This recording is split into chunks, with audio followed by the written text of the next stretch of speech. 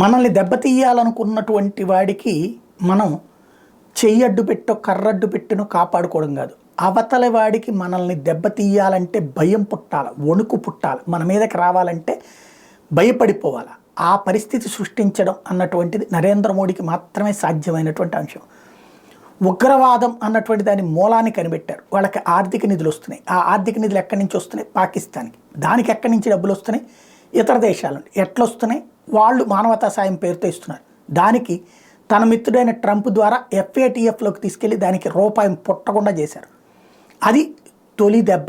రెండవది నోట్ల రద్దు కార్యక్రమం చేశారు. నోట్ల రద్దు ఎప్పుడైతే భారతదేశంలో చేశారో అంతకుముందు మన రూపాయి నోటు తయారు చేసే కంపెనీ, వాళ్ళ రూపాయి నోటు తయారు చేసే కంపెనీ ఒకటే కావడంతో మన నోట్ల మీద అంటే అదే పేపర్తో ఉండేటప్పటికి మన అచ్చుల్ని తీసుకెళ్ళి వాళ్ళు ప్రింట్ వేసేసుకుని మన దేశంలోకి విచ్చలవిడిగా దొంగ నోట్లు, అంటే అది దొంగ నోటు కాదు, ఒరిజినల్ నోటే. ఎందుకంటే అదే కాగితం మీద ఆడు ప్రింట్ చేస్తే దొంగ నోట్ ఎట్ట అవుతుంది?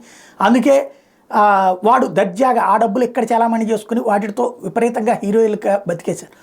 ఎప్పుడైతే 500 నోటు 1000 నోట్ల రద్దు, ఆ తర్వాత భారతదేశంలోనే తయారీ, అక్కడ పేపర్లు కాకుండా చేయడం, మొత్తం అసలు పాంటే మార్చి పడేయడంతో విలవెల్లాడిపోవడం పాకిస్తాన్ వంతైంది.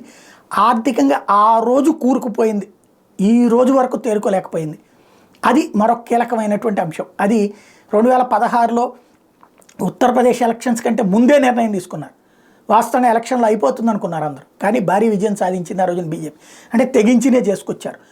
అట్లాగే కాశ్మీర్ ఆర్టికల్ 370-35 దెబ్బ ఎక్కడ కొట్టిందంటే పాకిస్తాన్ గుండె మీద గుద్దింది. ఇప్పుడు పాకిస్తాన్ కడుపులో కొడుతోంది మోడీ సర్కార్. ఎట్లా అంటే మొన్న ఈ మధ్యన పాకిస్తాన్ చేసిన ఓవర్ యాక్షన్కి ప్రతిస్పందనగా పాకిస్తాన్కి వెళ్ళే నీటిని ఆపుతూ ఇక్కడే ప్రాజెక్టులు కడతా ఉన్నారు కదా. ఇప్పుడు తాజాగా the Modi sarkar is bringing Pakistan's nightmare in reality sooner than expected. Water flow into Pakistan ready to get curtailed. Major milestone is achieved at 850 megawatts Ratil hydro electric project in Jammu and Kashmir with diversion on Chenab River through diversion tunnels at Drabasla in Kishtwar district on 27 January 2024. ఇది నీళ్ళని చెనాబ్ నది నీళ్ళే పాకిస్తాన్లోని సింధు ప్రాంతానికి ఒక రకంగా వ్యవసాయానికి కీలకం. అక్కడికి వెళ్ళే నీటిని ఇక్కడే ఆపేస్తాం, ఆ నీళ్ళని ఇక్కడ డైవర్ట్ చేస్తాం టన్నెల్స్ ద్వారా.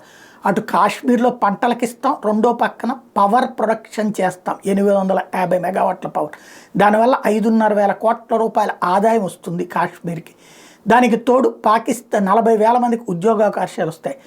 ఓవరాల్గా మనకి అడ్వాంటేజ్, పాకిస్తాన్కి భారీ డిజడ్వాంటేజ్ కథని నిర్మోహమాటంగా నడుపుతున్నాడు మోడీ.